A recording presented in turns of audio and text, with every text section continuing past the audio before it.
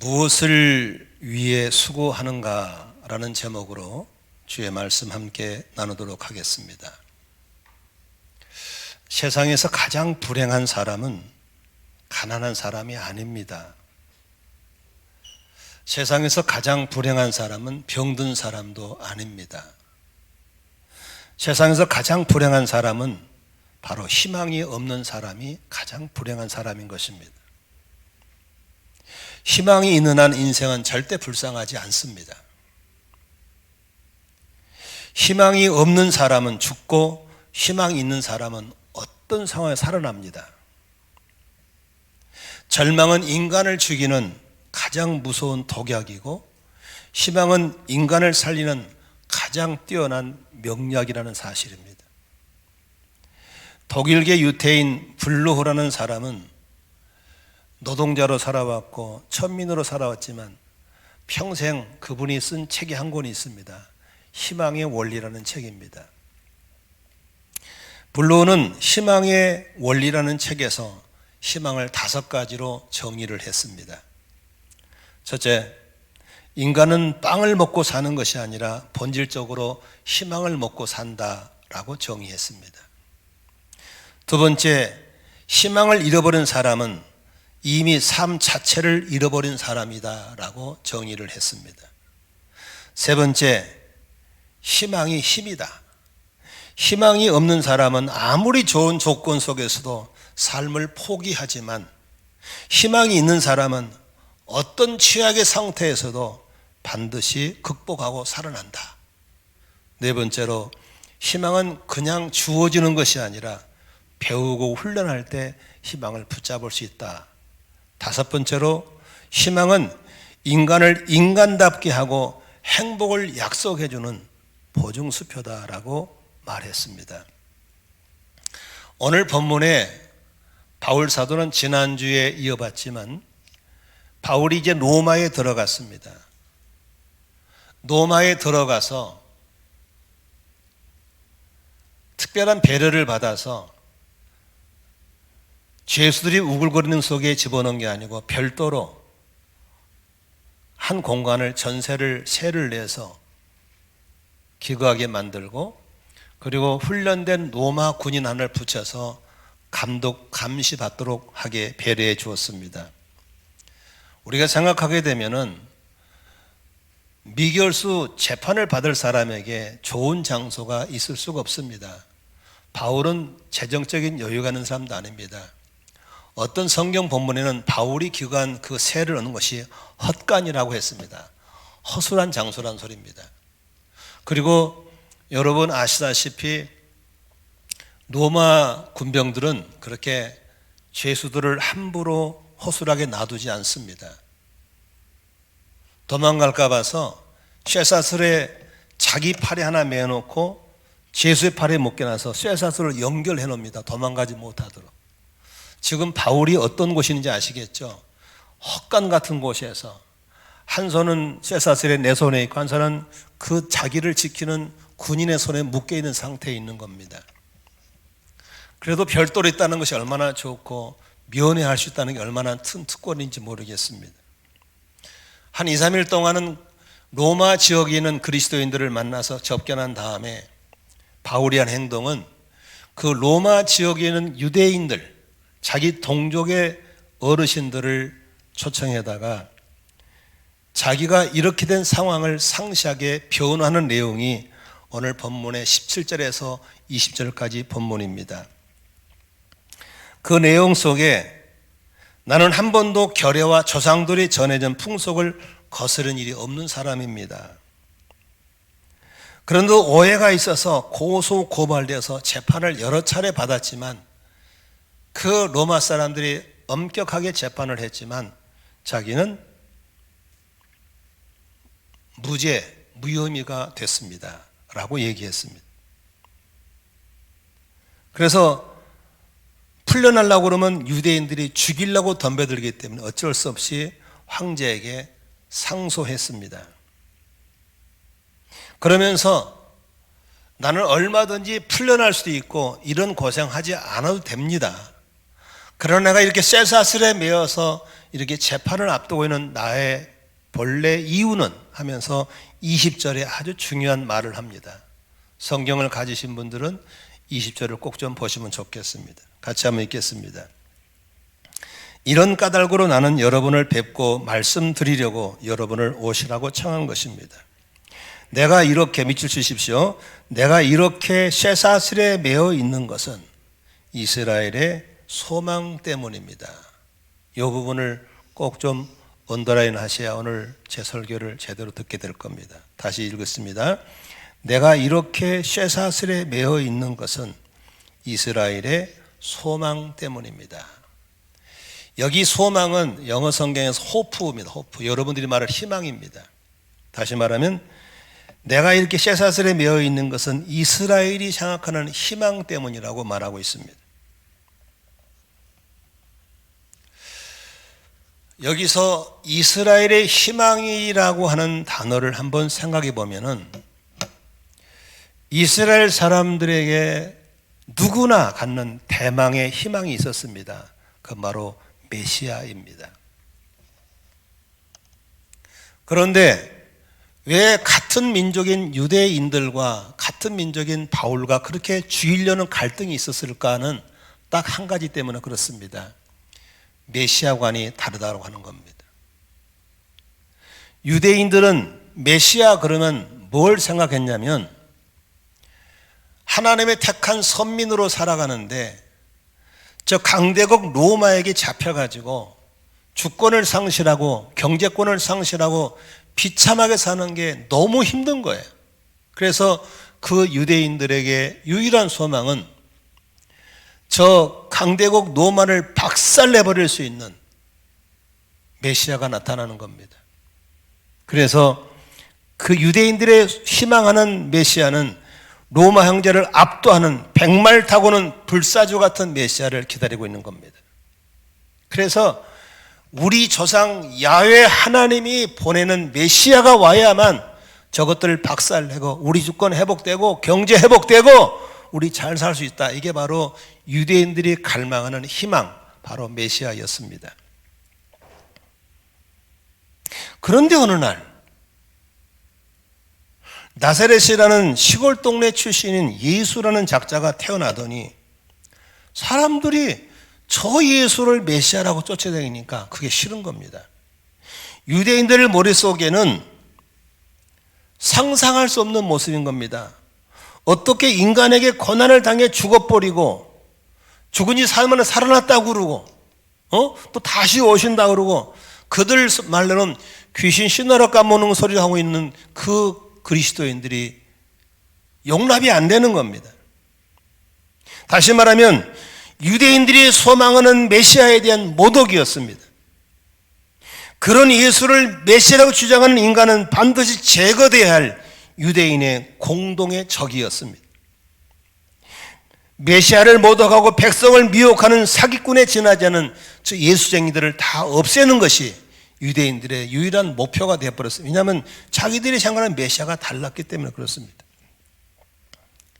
바울이라는 사람도 한때는 자기들과 똑같이 그런 예수쟁이를 다 때려잡고 교회를 때려 부수는 일에 앞장섰던 사람인데 어느 날 저 친구도 헷갈려가지고 예수를 메시아라고 믿고 돌아다니니까 저 바울을 없애는 것이 유대인의 목표가 되어버린 것입니다. 다시 말하면 유대인이 생각하는 메시아와 바울이 생각하는 메시아가 달랐던 겁니다. 그래서 바울을 미워하고 바울을 죽이려고 고소 고발하고 모함했던 것입니다. 여러분, 여러분의 메시아는 누구입니까? 여러분이 생각하는 메시아는 어떤 분입니까? 같은 교회를 다녀도 같은 예수를 믿어도 그 예수를 누구라고 믿느냐에 따라서 신앙은 달라지게 되어 있습니다. 어느 날 예수님께서 가이사랴 빌립보 지역을 지나면서 제자들에게 질문했습니다. 사람들이 나를 믿고 따르는데 나를 누구라고 믿더냐라고 했습니다. 어떤 사람은 예수님을 엘리야라고 그럽니다. 모세라고 그럽니다. 선자 중에 하나라고 그럽니다. 같은 예수를 믿지만 예수에 대한 다 나름대로 견해가 달랐습니다. 그럼 너희들은 나를 누구라고 믿느냐? 예수님은 그리스도이시고 살아계신 하나님의 아들입니다. 그때 예수님이 칭찬하면서 네가 정말 나를 제대로 알고 있구나 라고 하면서 그를 통해서 교회를 세우겠다고 말씀하셨습니다. 여러분, 교회에 이렇게 앉아있지만요, 다 달라요. 어떤 사람은 유대인처럼 예수 믿고 교회 다닌 이유가 잘 살고 성공하고 복받고 쭉쭉빵빵 나가고 시집가고 장가가고 사는 것이 유일한 목적이 돼서 오신 분이 있어요. 우리는 그런 사람들을 기복신앙이라고 합니다. 기독교 같지만 기독교 아닙니다. 예수 믿지만 틀리게 믿는 겁니다. 예수님은 이 땅에서 쭉쭉 빵빵 나가려고 오신 분이 아닙니다. 예수님은 영원한 세계를 열러 오신 걸 믿으시기 바랍니다. 영원한 세계, 그 하나님과의 관계, 무너진 관계가 원인이 죄라는 사실을 알려주셨습니다. 죄의 문제를 해결할 자가 없습니다. 죄는 내가 지었지만 그 죄의 문제를 나는 해결할 수가 없습니다. 그래서 그분이 나의 죄를 해결하려고 내가 죽을 자리 대신 죽어주신 분이 바로 내가 믿는 예수인 걸 믿으시기를 바랍니다. 죽음은 끝이라고 했는데 본인이 죽으시고 죽은 후에 죽음의 사망 권세를 깨뜨려 버리시고 4일 만에 부활하심으로 나를 믿는 자는 이렇게 죽어도 다시 살 수 있다고 하는 걸 보여주신 분이 바로 우리가 믿는 예수님인 걸 믿으시길 바랍니다. 이 땅에 사는 동안에 70, 80 살다가 죽어버리는 세상에다가 소망을 두는 것이 아니고 영원히 살 하나님 나라를 준비해 놓고 우리를 다시 데리러 오신다고 하신 제1인 예수가 우리가 믿는 예수님인 걸 믿으시기를 바랍니다. 호령과 천사장의 나팔 소리로 친히 강림하셔서 자기가 올 걸 기다리고 있는 신부된 성도들을 데리러 오시는 메시아가 바로 우리가 믿는 메시아인 걸 믿으시기를 바랍니다. 인간의 소망의 끝은 구원입니다. 죄로부터 구원, 심판으로도 구원, 영원한 멸망으로도 구원이 바로 우리의 끝이란 사실을 믿으시길 바랍니다. 유대인들은 그저 로마의 압제에서 로마의 그 권력에서 벗어나는 구원에 목을 걸었다면 바울은 그런 구원에 목을 걸지 않았습니다. 그들은 얼마나 그 유대 사람들은 그 구원에 목이 메었다는 사실을 어디서 보면 사도행전 1장 6절에 보면 나옵니다. 예수님께서 승천하시기 전에 제자들에게 성령 세례 받을 걸 그렇게 누누이 강조했더니 실컷 얘기했더니 그들의 1장 6절에 동문서답을 합니다. 뭐라고 합니까? 사도들이 한자리에 모였을 때 예수께 여쭈었다. 주님께서 이스라엘에게 나라를 되찾아 줄 때가 바로 지금입니까? 지금 무슨 소리 하고 있는 겁니까? 예수님은 영원한 얘기를 하고 있는데 그들은 예수를 뭘로 알고 있는 거예요? 강대국에서 주권을 회복할 예수로 보고 있는 겁니다. 여러분, 가룟 유다가 왜 배반한지 아시죠? 가룟 유다는 예수를 구주로 믿는 게 아니었어요. 가룟 유다는 바로 예수가 로마로부터 건져줄 걸 믿고 따른 사람이었어요. 근데 죽어버리고 별일 없으니까 돌아선 것이 가룟 유다인 겁니다. 어느 날 예수님의 제자들 부모들이 찾아와서 묻습니다. 주님이 정권 잡으면 우리 아들 우의정, 우리 아들 좌의정 세워주십시오. 모두가 다 예수를 그렇게 알고 있었습니다. 그때 예수님은 그들의 동문서답에 대답하지 않았습니다. 너희들은 아직 모른다. 아직도 교회 다니면서 나의 메시아가 누군지를 모르는 사람이 있어요. 어떤 사람은 교회 장로 되려는 다니는 사람도 있고 권사가 자기 삶의 목표고 어떤 사람이 이 땅에서 출세하는 게 목표고 이건 유대인이 갖고 있는 메시아관입니다. 바울이 갖고 있는 메시아관이 아닙니다. 나는 여러분 다시 한번 질문합니다. 우리의 메시아는 그런 분이 아닙니다. 요한복음 14장 6절에 예수님이 이렇게 말씀하셨습니다. 예수께서 그에게 말씀하셨다. 나는 길이요 진리요 생명이다. 나를 거치지 않고서는 아무도 아버지께로 갈 사람이 없다. 오직 하나님 아버지와 관계를 회복하는 분은 예수밖에 없는 줄로 믿습니다. 사도행전 4장 12절에 베드로가 이렇게 설교합니다. 이 예수밖에는 다른 아무에게도 구원은 없습니다. 사람들에게 주신 이름 가운데 우리가 의지하여 구원을 얻어야 할 이름은 하늘 아래 이 이름밖에 다른 이름이 없습니다. 오직 예수, 그분이 바로 영원한 세계를 열어가고 죄에서 걷어주시고 심판에서 건져주시고 저주에서 건져주시고 부활의 예수, 다시 오실 예수가 우리가 믿는 메시아인 걸 믿으시면 아멘 하십시다. 바울은 이 예수께 소망을 걸고 나서 자기가 쇠사슬에 매기로 작정한 겁니다. 사람은 자기가 소망하는 데 매이게 되어 있습니다. 지금 여러분들이 어디에 매여 있는가? 조금 형제가 말은 부자 된다는 거기에 매인 사람은 거기에 소망을 두게 되어 있습니다. 어떤 사람은 축구선수가 되는 게 자기 소망이었습니다. 그래서 국가대표 되는 소망이었어요. 그 사람은 거기에 소망을 두는 순간부터 축구에 매입니다. 축구 외에는 아무것도 안 합니다. 어떤 것도 안 합니다. 오직 축구만 합니다. 그렇게 해도 될까 말까 하는 게 국가대표예요. 그런데 축구에 소망을 걸었다는 사람이 축구도 하다가 이것도 하다가 저것도 하다 보면 동네 조그치고도 못 들어갑니다. 그렇죠? 여러분 프로야구 선수, 프로골프 선수, 프로 배구 선수 요새 뭐 스포츠 스타들 대단하지 않습니까? 돈도 엄청 벌잖아요. 그 사람들은요 그게 그들의 신입니다. 거기에 완전히 매여 있습니다. 자다가도 야구, 자다가도 거리를 갔다가 야구, 자다가도 골프, 오직 그렇게 할 때 그 계통에 성공하는 겁니다. 나는 여러분들이 지금 어디에 매여 있는가 돌아보면 그게 여러분 소망인 겁니다. 그게 소망이에요. 제가 아는 어떤 분은 자식에게 소망을 걸었어요. 안 먹고 안 쓰고 오로지 자식에게 다 투자했어요. 근데 내가 봐도 자식이 잘생겼어. 자랑할 만해. 공부도 잘해.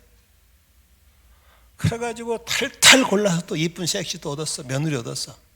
그러니까 막 입만 열면 자랑이야. 막 자기 자랑. 거기 소망이 거기 매여 있으니까. 근데다가 똑똑한 아들을 둘을 낳았네. 너무 좋은 거야. 입만 나면 우리 아들, 우리 며느리. 그런데 애들이 초등학교 둘 다닐 때 부부 갈등이 오더니 이혼해 버렸어요. 애들을 놔두고 가버린 거야. 여러분, 자식에게 소망을 걸고 자식에게 매달렸던 그 사람은 모든 게 다 무너져 버렸어요. 쪽팔려가지고 또 얘기도 못하고 끙끙 앓고 스트레스다가 몸에 병이 왔어요. 뇌에 물혹이 생겼어요. 암은 아니에요. 혹이 점점 자라요. 스트레스 받을수록 물혹이 점점 커져. 이렇게 눌리니까 늘 쓰러지고 아파, 늘 쓰러지고 아파. 창피해서 자신 얘기도 못해.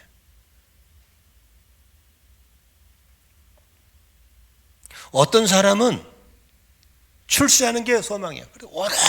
오로지 회사에 그냥 오로지 회사. 잠자다도 길을 걷다가 회사. 그래서 막 잠을 안 자고 못 먹고 오로지 회사에. 그래서 진급을 해. 출세를 해.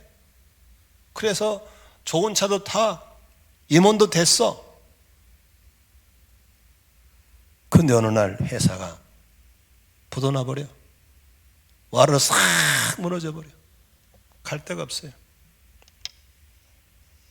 여러분, 너무 많은 사람들이 이렇게 썩어질 것, 불면 날아버릴 것에 매이는 사람이 너무나도 많다는 사실입니다. 여러분 잘 아는 미국 영화 바람과 함께 사라지다라는 영화 잘 아시죠? 옛날 영화죠. 주인공이 클라크 케이블이라는 사람과 비비안 리라는 사람이 주인공이죠. 클라크 케이블이라는 사람은 바람과 사라지다가 일만 졸지에 백만장자가 돼버립니다. 그런데 불구하고 그 클라크 케이블은 돈을 더 많이 벌기 위해서 동문서주하면서 오로지 거기에 매여서 더 좋은 영화를 찍기 위해서 돈을 열심히 법니다. 영화를 만들면 대박이 나고 돈을 막 법니다. 하루는 어느 기자가 물었습니다. 아니, 무엇 때문에 그렇게 돈을 더 벌려고 애를 쓰십니까? 했을 때 클라크 케이블이 이렇게 말합니다. 나는 사랑하는 아내가 있습니다. 아, 그러십니까? 드디어 우리 아내가 아기를 갖습니다. 아, 그러십니까? 나는 우리 아내가 아기를 낳으면 그 아기와 함께 행복하게 살기 위해서 돈을 모아야만 합니다. 라고 했습니다. 그래서 그는 그 돈에다가 소망을 걸고 아기 낳고 행복을 사는 데가 소망을 걸었던 겁니다. 그래서 모든 걸 거두절미하고 다 자르고 거기에만 올인했습니다. 그런데 안타깝게도 클라크 케이블은 그 아내가 뱃속에 있는 아기를 낳기 전에 심장마비로 죽고 맙니다. 무엇이 중요한지를 모르는 사람들이 너무나 많습니다. 무엇이 소망인지를 모르는 사람이 너무나 많습니다. 이 설교를 우리 자녀가 듣고 있으니까 참 말하기 좀 곤란한 부분이 있습니다만은 우리 한국 실정이니까 얘기를 하겠습니다. 우리나라는 부모와 자녀 교육이 잘못된 나라라고 생각합니다. 세계에서 가장 우수한 민족인 유대 사람들은 만 13세가 되면 자녀를 성인식을 시켜서 내보냅니다. 만 13세 이후는 그 아이 스스로 살아가도록 놔둡니다. 우리로 말하면 14살 먹은 아기를 내보내는 겁니다. 그러지만 그 아이들은 자신들이 믿는 하나님 믿고 세상을 살아가는데 비록 소수민족이지만 노벨상의 50%를 가져가는 세계 경제의 대부분을 휩쓸어가는 전 세계 유명한 은행의 주주들이 다 유대인들입니다.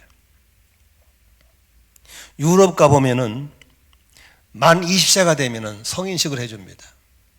만 20세 이후는 어떤 결정도 스스로 합니다. 결혼, 취업 다 스스로 합니다. 우리나라는 어떻습니까? 자식에게 소망을 둔 사람이 너무나 많습니다. 나이 불문, 연령 제한 없어 끝까지 밀어줍니다. 요새는 경기가 어려우니까 자녀들이 보따리 싸도 들어옵니다. 노부부 밑에 같이 살겠다고 받아줍니다.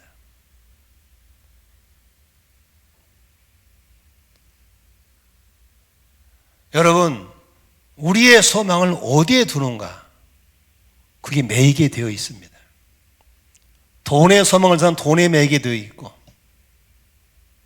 권력의 소망을 사는 권력에 매이게 되어 있고, 자식에게 소망은 자식에게 매이게 되어 있습니다. 바울은 나의 소망은 예수 그리스도에게 거기에 매여 있다고 했습니다. 자기는 얼마든지 이 세상을 끊고 나올 수 있는 사람이었습니다. 바울은 스펙이 대단한 사람입니다. 로마의 시민권자입니다. 이거 끌어버리고 나오면 밖에 나가면 출세하고 살 수 있는 사람이 바로 바울입니다. 그러나 내가 이렇게 매여 있는 이유는 바로 나의 메시아, 우리 이스라엘의 참 희망인 예수 때문이라고 고백하고 있는 겁니다. 여러분, 오늘 한번 스스로 질문해 보십시다. 여러분들은 어디에 매여 있습니까? 여러분이 매여 있는 것이 잠시 잠깐 불면 날아갈 것에 매여 있다면 다시 한번 소망을 점검하시기를 바랍니다. 바울은 예수의 소망을 두고 혹시나 이게 상처받을까 봐 손해볼까 봐서 빌립보 3장 8절 9절에 이렇게 편지를 씁니다. 그뿐만 아니라 내 주 예수 그리스도를 아는 지식이 가장 고귀함으로 나는 그 밖의 모든 것을 해로 여깁니다. 나는 그리스도 때문에 모든 걸 잃었고 그 모든 것을 오물로 여깁니다. 나는 그리스도를 얻고 그리스도 안에 있는 사람으로 인정받으려고 합니다. 바울은 예수님을 잃어버릴까 봐 다른 것들은 다 배설물처럼 여기고 예수를 놓지 않았다고 얘기하고 있는 것입니다. 어떤 사람들은 세상에 썩어질 걸 얻기 위해서 과감하게 예수를 버린 사람이 있다는 거예요. 과감하게 신앙도 버려버리고 과감하게 버린 사람이 얼마나 많은지 몰라요. 그러나 바울은 예수 잃지 않으려고 다른 어떤 것도 다 오물로 배설물로 버렸다라고 고백하고 있는 겁니다. 오늘 여러분들은 어디에 소망을 두고 어디에 매여 있는가 다시 한번 점검해 보시기를 바랍니다. 저는 42년째 목회하면서 저희는 목회 소망을 걸었습니다. 저는 목회보다 더 중요한 건 없습니다. 뭘 줘도 저는 우선순위가 여기에 있었습니다. 그래서 저는 많이 부족하지만 목회가 되는 이유는 여기에 소망을 걸었기 때문에 그렇습니다. 제 아는 친구 목사님이 목회를 하는데 그분은 스펙이 저하고 비교가 안 됩니다. 학벌이 뛰어납니다. 집안 가문이 우리하고 비교가 안 됩니다. 대단한 가문입니다. 인물도 그분이 훨씬 좋습니다. 영어 통번역 잘합니다. 음악은 성가대 지휘할 정도고 웬만한 곡도 쓸 정도입니다. 자녀들도 우리보다 훨씬 뛰어난 자녀들입니다. 그런데 같은 목사인데 그분은 목회가 안 됩니다. 골목을 못 벗어나고 상가를 못 벗어나고 한 번도 100명이 넘은 적이 없습니다. 자기도 이해가 안 된대요. 저는 압니다. 왜 안 되는지. 그분은 목회에 소망을 두지 않습니다. 하는 게 너무 많아. 이것 하고 저것 하고 이것 하고 저것 하고 그런 사람은 안 됩니다. 우선순위가 거기에 있지 않아요. 여러분 예수 믿고 승리하고 성공하기를 원하시면 아멘 하십시다. 거기에 올인하셔야 됩니다. 거기에 올인하셔야 됩니다. 거기에 매여 있어야 됩니다. 세 번째로 무엇을 위해 수고하는가를 보면 알 수 있습니다. 바울은 예수께 붙잡혀서 부르심의 사명을 위해서 거기에만 수고했습니다. 소망하면 안 될 걸 소망하면 패가 망신합니다. 수고하지 않아도 될 때 수고하면 그 인생은 에너지를 낭비하고 사는 겁니다. 사람들은 헛된 데다가 수고를 너무 많이 합니다. 에너지를 너무 많이 씁니다. 어제 젊은 간사하고 식사하면서 제가 이런 얘기를 했습니다. 자꾸 나이 들면 입을 다물고 호주머니 열으라고 그러는데 나는 진짜 입을 닫으려고 그러지만 이 말은 해주고 싶어. 들어볼래? 듣겠다는 겁니다. 여기 젊은 분들이 있으니까 그냥 들어주십시오. 건강은 소모품이야. 네 몸은 소모품이야. 군대 가면 닦고 저이고 기름치고 있잖아요. 닦고 저이고 기름치면 오래 잘 쓸 수 있어. 그러나 함부로 쓰면 너 나처럼 나이 들면 후회해. 근데 요새 젊은 애들 보면 너무 몸을 막 써. 에너지 낭비가 너무 많아. 아무거나 먹고 아무거나 자빠져 자고 몸을 너무 학대해. 넌 죽어. 병들어 죽어. 그러나 너는 내 말에 들리면 지금부터 아껴 써. 동물원의 동물들도 아무거나 안 먹어. 매뉴얼 따라 먹어. 그러니까 동물원의 동물도 건강한 거야. 근데 미련한 인생들만 매뉴얼이 없어. 아무거나 먹어. 동물원의 동물도 매뉴얼 따라 자. 물 마시고. 인간은 지 마음대로 안 마시고 지 마음대로 안 자버려. 넌 죽어. 이 친구 알아듣더라고요. 목사님, 식사 매뉴얼 점검하겠습니다. 우리의 에너지는 한계가 있어요. 그냥 막 쓰고 갈 때가 아니에요. 소망에다가 매여야 되고 소망에다가 에너지를 쏟아야 될 줄로 믿으시기를 바랍니다. 아멘. 그래야 사는 거예요. 근데 이 넘치는 에너지를 쏟을 수 있는지 몰라요. 아무나 쏟고 다니는 거야. 그냥 막 여기다가 막 집어넣는 거야. 쓰레기야 이거. 그러니까 몸 병이 오는 거야. 자다가 안 자다가 지 맘대로 해버리는 거야. 이거 다 낭비하고 있는 거예요. 인생을 낭비하면 안 돼요. 바울은 낭비하지 않았어요. 매뉴얼이 있었어요.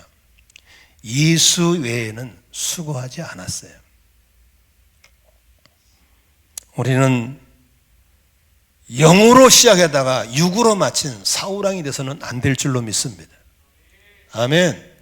우리의 삶을 철저하게 잘 따져서 나의 소망에 매이고 나의 소망을 위해 수고하는 자가 되시기를 주의 이름으로 축원합니다. 재미있는 예화 하나 설명하고 오늘 설교를 맺겠습니다.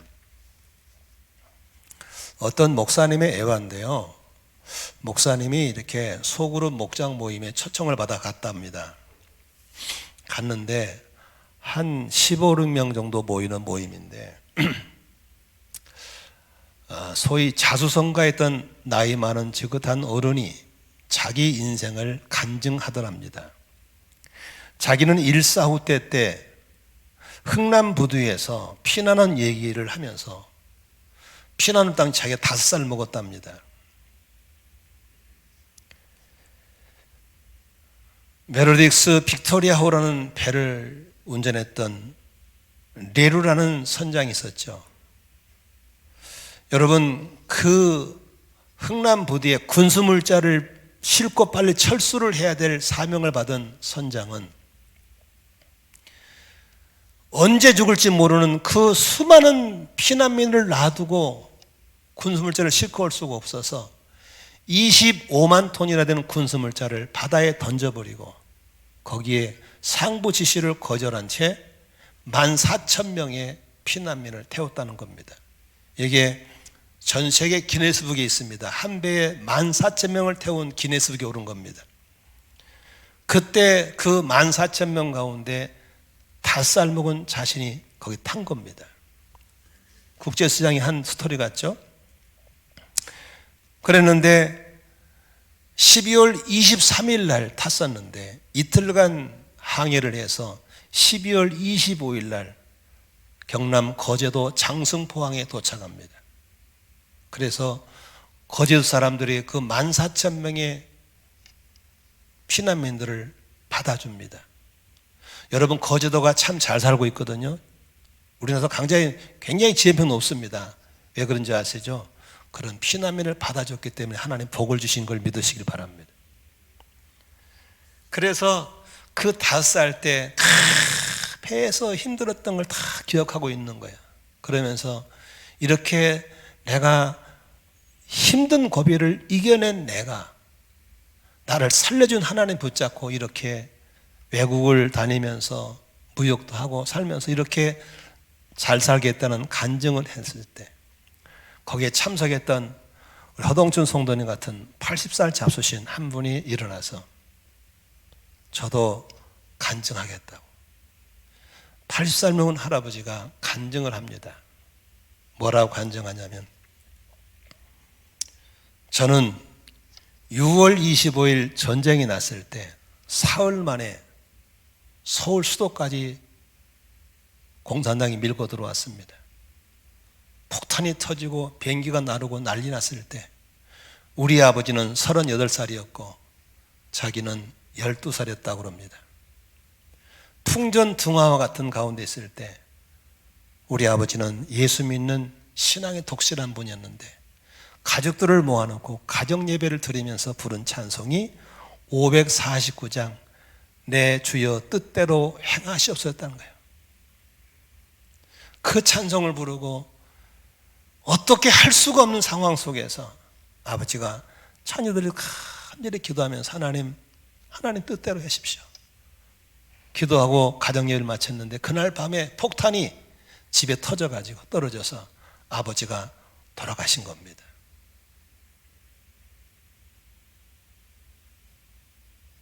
그때 아버지는 38세였고 본인은 12살이었는데 아버지를 생각할 때만 눈물이 난다면서 잠시 말을 멈추고 울먹이기도 했습니다.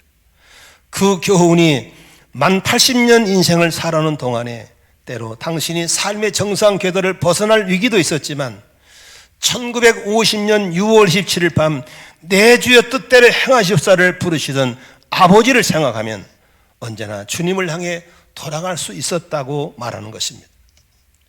그분은 그 아버지의 아들인 걸 감사하고 또 자랑스러워했다고 합니다.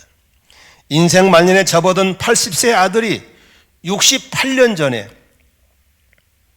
세상을 떠난 38세의 청년 아버지를 그리하고 있었다.